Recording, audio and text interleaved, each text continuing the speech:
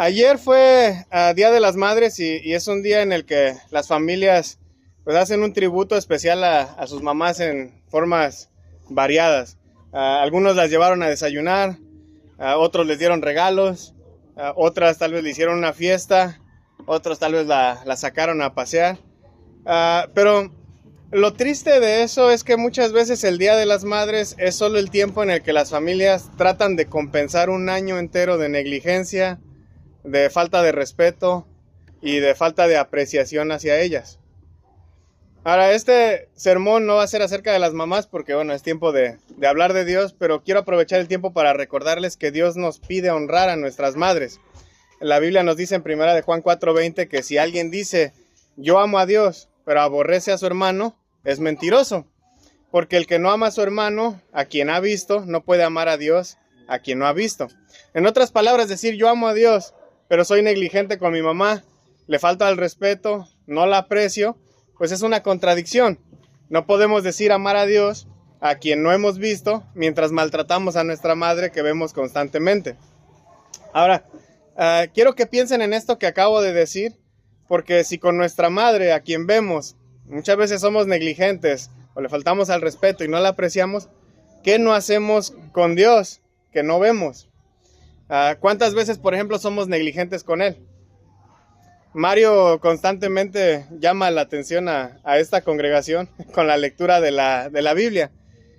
Y es un buen punto para hablar de negligencia, porque tenemos cristianos de más de 10 años que nunca han leído la Biblia completa ni una sola vez.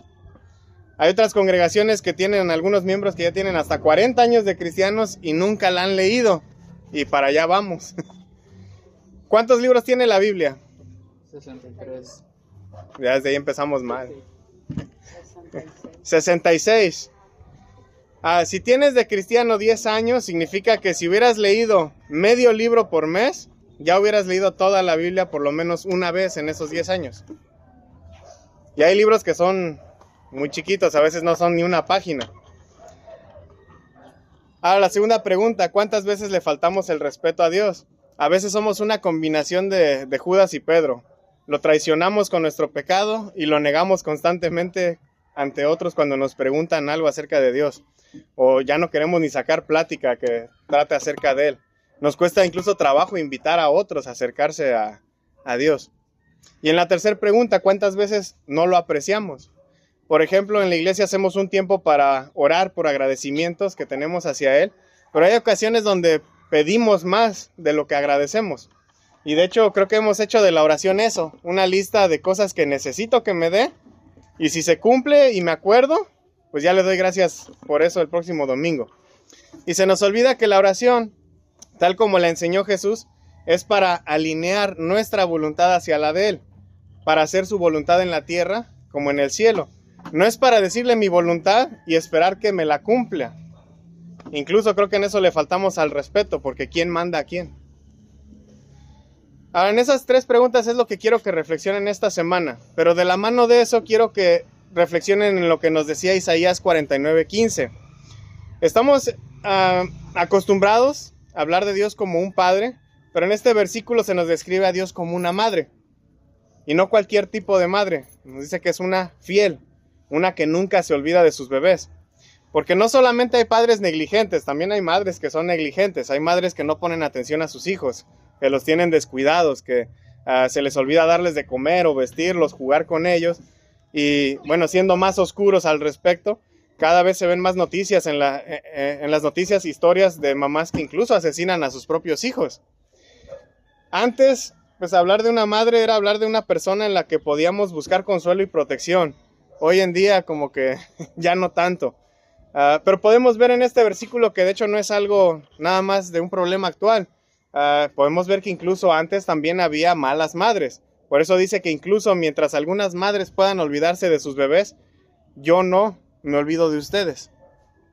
Entonces piensen en lo que les dije sumado a esto. Mientras nosotros somos negligentes a Dios, mientras nosotros le faltamos al respeto, mientras nosotros no lo apreciamos, Él no se olvida de nosotros. Cuando Axton nació, el cuerpo de Carla comenzó a funcionar en base a las necesidades de él. Cuando él tenía hambre lo sabíamos porque a Carla pues le empezaba a salir leche. Entonces de repente ya estaba la camisa un poco ahí mojada.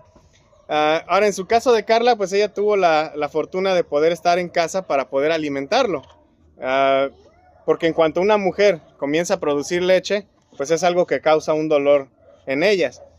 Sin embargo, hay mamás que no tienen esa suerte y tienen que regresar al trabajo y no pueden andar dándole chichi al bebé.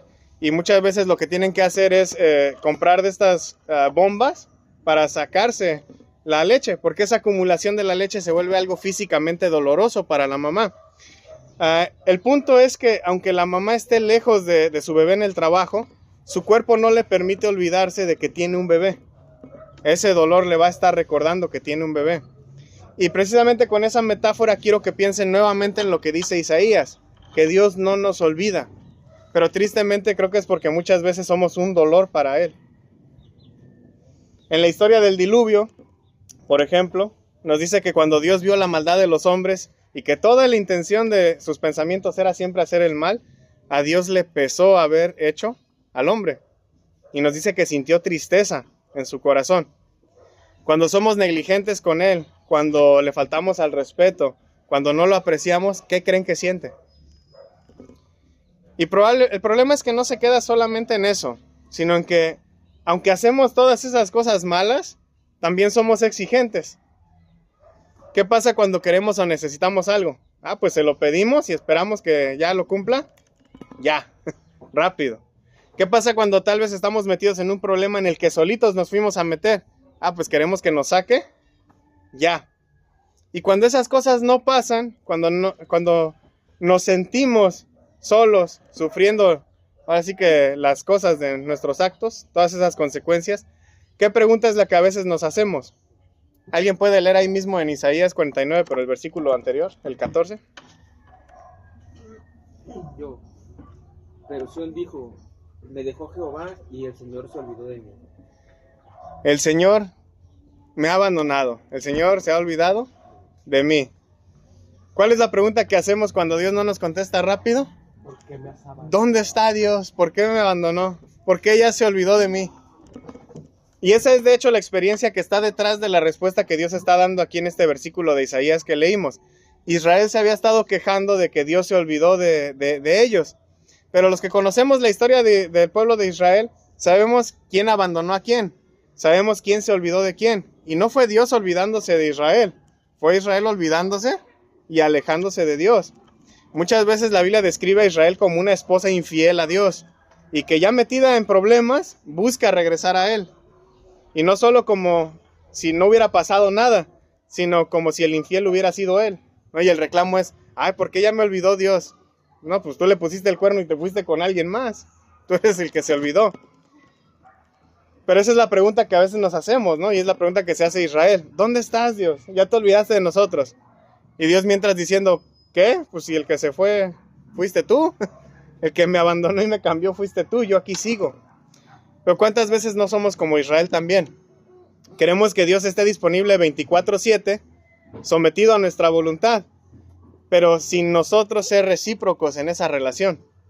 Somos bien tóxicos en nuestras relaciones. No solamente con Dios, sino también con las demás personas.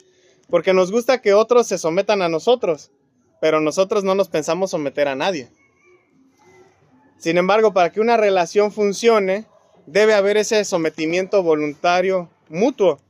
No por nada Pablo nos dice en Efesios 5:21 que nos tenemos que someter unos a otros en el temor de Cristo. Y luego procede a hablar de cómo la mujer se somete al marido, y de cómo el marido se somete a la mujer, y cómo los hijos se someten a los padres, y luego cómo los padres se someten a los hijos. La cuestión con Israel y con nosotros no es que Dios sea infiel, porque no lo es, sino que nosotros lo somos. Nosotros somos quienes lo abandonamos y sufrimos las consecuencias por eso. Los que ya fueron padres de hijos adolescentes saben lo que significa ser los malos. Es una etapa en la que los hijos creen que sus padres los odian, que no los dejan hacer lo que quieren, que no confían en que tomarán buenas decisiones, etcétera, etcétera. Pero luego le sueltan tantito las riendas a los hijos, ¿y qué hacen los hijos? La riegan. Y ustedes son los malos, porque ahora me vas a echar en cara, te lo dije. Israel y nosotros muchas veces somos como ese hijo adolescente. Queremos libertinaje, porque no queremos libertad, queremos darle vuelo a la hilacha. Y cuando la regamos y vienen las consecuencias y las sufrimos, ¿quién es el malo? Dios, ¿dónde estás? ¿Por qué me abandonaste? Pero ¿quién abandonó a quién? ¿Quién está siendo negligente con la enseñanza de quién? Nosotros, y nadie más. Y la respuesta que da Dios nos invita a pensar en que mientras nosotros lo abandonamos a Él, Él ha estado buscando la reconciliación con nosotros, sin que haya una respuesta de nuestra parte. Israel ciertamente se olvidaba constantemente de todo lo que Dios hizo por ellos. Cuando salieron de la esclavitud de Egipto, al poco tiempo ya se estaban quejando de que querían regresarse a Egipto, porque allá sí había carne. ¿Y cuántas veces no somos iguales a ellos en eso? Dios nos saca de la esclavitud al pecado y la muerte y nos quejamos luego de esa libertad. Queremos regresar a la esclavitud que teníamos en el pecado.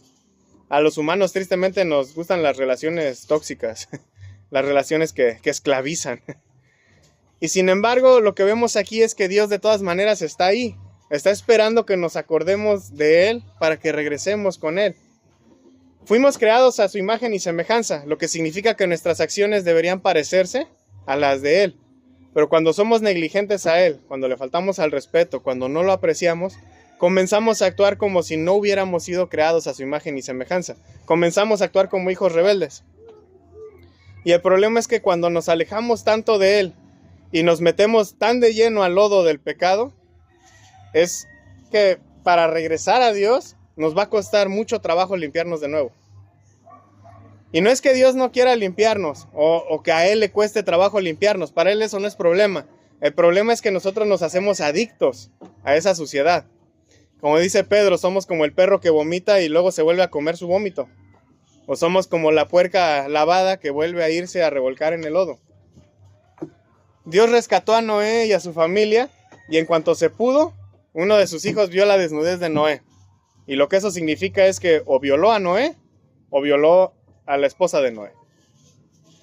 Dios sacó a Lot y a sus hijas de Sodoma, pero Sodoma no salió de las hijas de Lot. Y lo emborracharon y lo violaron cuando tuvieron la oportunidad. Dios sacó a Israel de Egipto en un día, pero les tomó 40 años llegar a acercarse a donde Dios los quería llevar. Y a la mera hora ni siquiera entraron ellos, entraron los hijos. Si eres cristiano, Dios te ha sacado de muchos hábitos que te esclavizaban. El punto es no regreses a ellos. No vayas y te metas tampoco en nuevos hábitos malos. Si te alejaste de Dios y estás en esa situación donde te está costando regresar a Él, aférrate a Él, no te rindas. Sí, en el bautismo saliste limpio, pero el proceso de quitar malos hábitos puede ser muy largo, porque francamente hacemos un desastre de nuestras vidas. Ahora, si aún no has estado cerca de Dios, si aún no eres cristiano, hoy puede ser ese día de tu éxodo. Hoy puede ser el día que comiences a caminar hacia la libertad. Pero vuelvo a repetir, el bautismo solo es el primero de muchos pasos que tendrás que dar para poder llegar a librarte de los malos hábitos que te esclavizan. En ambos casos, si nunca has sido cristiano y quieres serlo, o si eres cristiano pero rebelde porque te alejaste de Dios, la ventaja es que no estás solo. Dios no rescató a Noé solo, rescató a toda su familia, aunque solamente Noé era el justo. Dios no sacó a Lot solo de Sodoma, ni sacó solo a Moisés. Lo sacó con un grupo, lo sacó con más gente. A veces el grupo es chico, como esta congregación que somos nosotros aquí. A veces el grupo es grande, pero la libertad es un camino en el que tendrás compañía. Y eso es lo que somos otros cristianos. Entonces, acuérdate de Dios, no solo en ocasiones especiales como te acuerdas de tu mamá el 10 de mayo. Él está buscando reconciliarse contigo constantemente. Entonces, reconcíliate con Él. Dios no se olvida de ti. No te olvides de Dios.